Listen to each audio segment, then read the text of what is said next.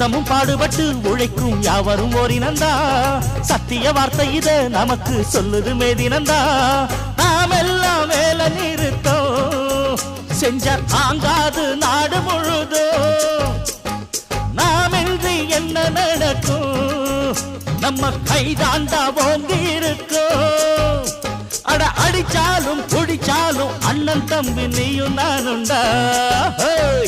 உழைப்பாளி இல்லாத நாடுதான் எங்கும் இல்லையா